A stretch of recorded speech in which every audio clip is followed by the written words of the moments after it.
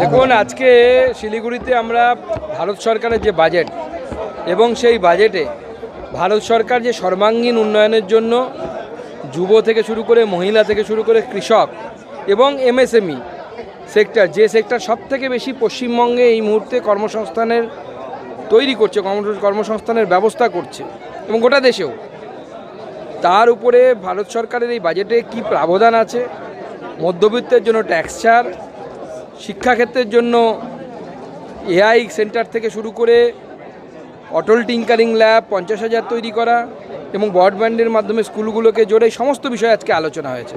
এবং বিশেষ করে যে মিথ্যে অভিযোগ করা হয় যে বাংলাকে নাকি বঞ্চনা করা হয়েছে, আমি ট্যাক্স ডিভলিউশন কত হয়, ইউপিএ আমলে কত বাংলা টাকা পেত, কেন্দ্র সরকার বর্তমানে মোদিজি সরকারের আমলে কত গুণ, কোনোটাতে 200%, 291%, একটাতে 303% বৃদ্ধি হয়েছে, অর্থাৎ আগের তুলনায় এত বেশি টাকা আমরা দিচ্ছি।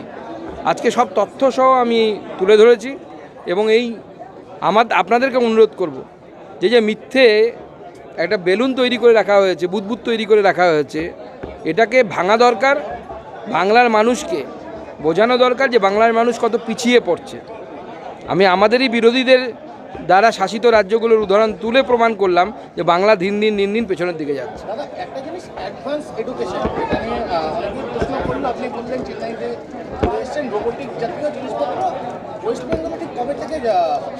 দেখুন, ওয়েস্ট বেঙ্গলের স্থিতি অত্যন্ত খারাপ।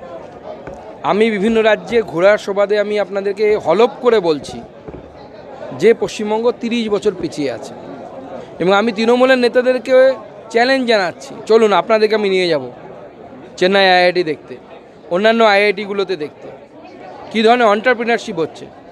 বাংলাতেও তো আইআইটি আছে, খড়গপুর আইআইটি হচ্ছে, কেন হচ্ছে না? তার কারণ বিজনেস করার এনভায়রনমেন্ট নেই। একজন এন্টারপ্রিনার যদি সেখানে রিসার্চ করে, ইনোভেশন করে নতুন কিছু যদি তৈরি করে, তারপর সেটাকে যে মার্কেটিং করবে সেই জায়গাটা পশ্চিমবঙ্গে নেই, এনভায়রনমেন্ট নেই, তার ফলে কিছুই হচ্ছে না এবং পশ্চিমবঙ্গ দিনের পর দিন পিছিয়ে যাচ্ছে। আমাদের শিক্ষামন্ত্রী জানেন না, বোঝেন না, নাটক সিনেমা করেন, থাকুন ওর নাটক সিনেমা নিয়ে করুন, কিন্তু কাজের কাজটা হচ্ছে না। এটা হচ্ছে মোদ্দা কথা। সিংহভাগ টাকা রোজগার হয় হচ্ছে মদ থেকে, এক্সাইজ থেকে, এবং আমরা সব থেকে বেশি ক্যাপিটাল এক্সপেন্ডিচারে খরচ করি। ক্যাপিটাল এক্সপেন্ডিচারে যে রাজ্য যত বেশি খরচ করে, এটা বাজেটের মোদ্দা কথা মনে রাখবেন, ক্যাপিটাল এক্সপেন্ডিচারে যে রাজ্য যত বেশি খরচ করে সে রাজ্যের বাজেট তত বেশি স্ট্রং, শক্তিশালী, সে তত বেশি রোজগার সৃজন করবে, তত বেশি কর্মসংস্থান হবে। ক্যাপিটাল এক্সপেন্ডিচারে রাজ্য যদি আপনার খরচ না করছে, এর মানে হচ্ছে গণ্ডগোল আছে রাজ্যের বাজেটে, এবং সেটা পশ্চিমবঙ্গের বাজেট দেখলে বোঝা যায়। সব খবর সবার আগে পেতে আমাদের চ্যানেলটি সাবস্ক্রাইব করুন এবং পাশে থাকা বেল আইকনটিতে ক্লিক করুন, লাইক ও শেয়ার করুন।